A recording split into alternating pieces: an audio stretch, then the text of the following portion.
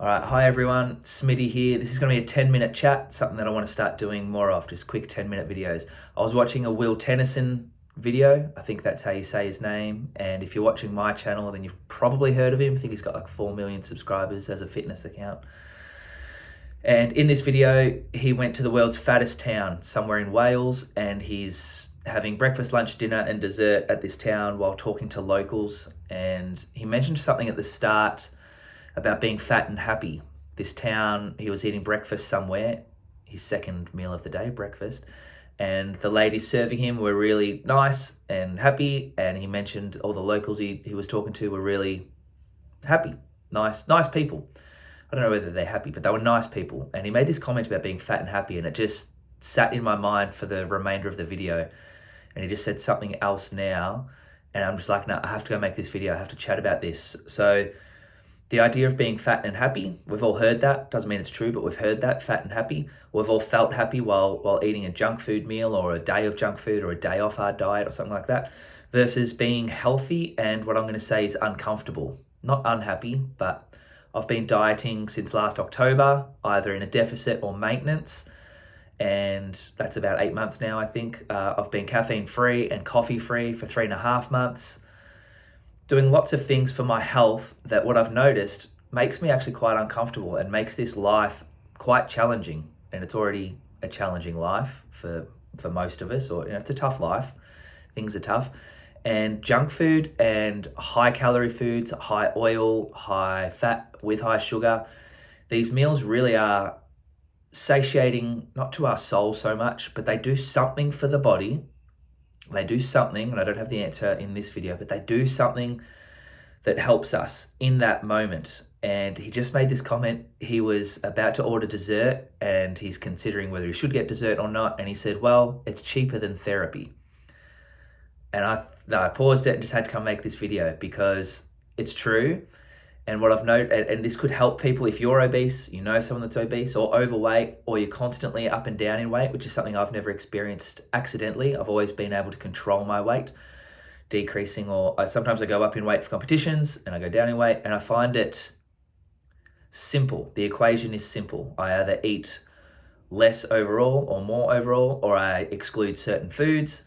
But although I'm lean and I enjoy being lean, and that might bring some benefits, we really should be chasing health. And what I'm trying to suggest in this video is obesity, the type of foods that they're eating make you hungrier. They have no sustenance and literally make you hungrier. The hormonal signals is those nutrients can't get through from the food, if there is any. The nutrients can't get through to the cell, so the cell thinks it's hungry even if you've had 5,000 calories, because the oils that you're having block it from getting into the cell. Not the point of this video, but there is that side of obesity. There is that side of the foods that you're eating. But also, what if an obese person or an overweight person or someone that's about to become obese, what if they're just feeling uncomfortable? It's winter in my city at the moment. It's really hard to get outside and enjoy being outside. The days are short, but they feel long. Double shifts, early mornings, late nights, trying to stay on top of creativity, family time, downtime, cleaning the kitchen. It feels near impossible, and that's me living at home with girlfriend and stepdaughter or her daughter. People have it a lot worse than me, and I can just see, especially now that I've been off coffee, life is a lot more dull, I'm going to say, without coffee. I don't feel as inspired. My energy at the moment is okay. I'm not as tired as I was in the first week or two without coffee, but I can see now how great it could be to just enjoy some junk food, and how numbing it would be for that night. To have some alcohol. I had alcohol for the first time in a while on Saturday night, and I loved it. It was so nice. I felt relaxed while I was there. I slept quite well. I woke up the next morning, had a decaf. If I'd spent that next day having some junk food, I could have got really stuck in a cycle. I don't think it would happen to me with the goals that I have coming up. But my idea with this video that I'm making now and watching Will's video was this idea of fat and happy. The studies show that fat people and obese people have lower happiness, according to, I guess, questionnaires and stuff. So they feel uncomfortable in their body being that big, and it probably limits how much they can experience of life. You're having more sick days, you might make less money, therefore you can't do as much stuff, and you're just trapped in this thing. But eating that big junk food meal and just not having to cook for yourself and just having to do that, I think it numbs something. It numbs the discomfort that adult life can bring, that I'm going through and have been going through for a couple of months. Some people might call it depression. I've had bouts of anxiousness and anxiety or nervousness that kicks in.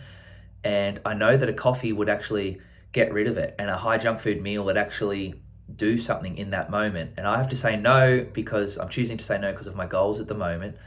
But fat and happy, I think, just means you're having a fat moment, let's call it. You're having a fat meal, whether it be a high fat meal or whatever, but you're having a meal that we're going to call it a fat meal, a fat person meal, because you're uncomfortable. And it's soothing. And like you said, it's cheaper than therapy, some dessert.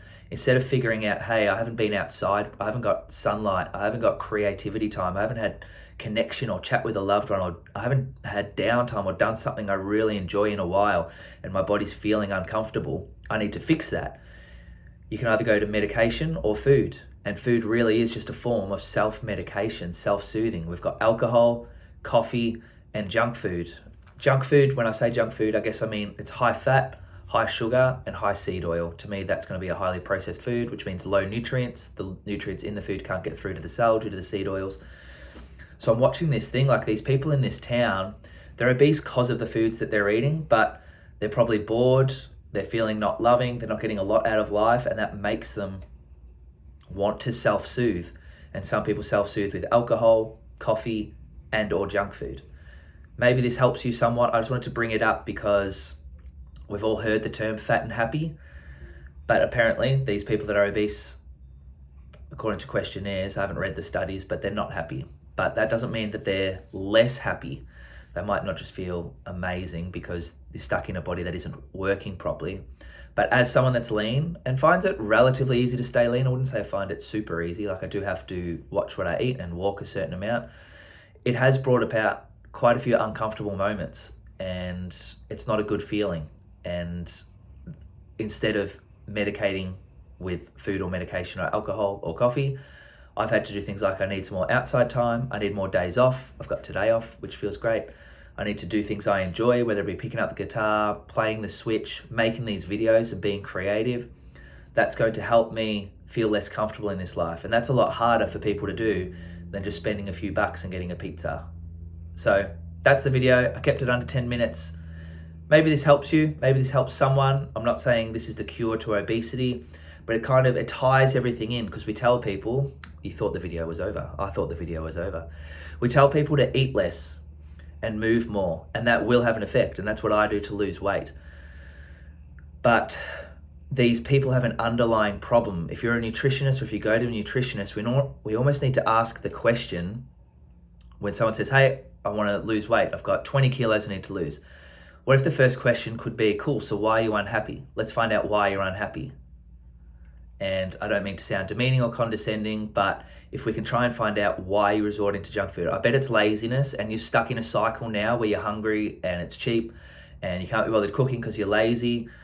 That's kind of surface level stuff that a person will be able to say because they know those things to be true. But there's a layer underneath, probably a layer too deep for a nutritionist, depending on the person. But what I'm suggesting is the person is resorting to junk food almost as a self-soothing mechanism, could be as a form of abuse. Instead of hurting themselves in a noticeable way, they're hurting themselves in a way that's less noticeable to the general public. They'll just blend in if they're obese. So it could be a self-sabotage kind of thing. Why are you choosing that when you know it's wrong? And they'll give you a surface level answer unless they're really in touch with themselves. But I have a feeling that the overweight and obese people are less in touch with their body and emotions, because that's what the food does, and that's why they're taking the food. Because being in touch with your emotions, as someone that gets told how great to be so aware of yourself and emotions, and I'm like, is it great to be that aware? It actually feels quite uncomfortable a lot of the time. So I'll keep it under 10 minutes. Happy to ramble. I'm not even going to edit that out. Let me know what you think. Let me know if you found it helpful, if you've got your own thoughts. Cheers, guys.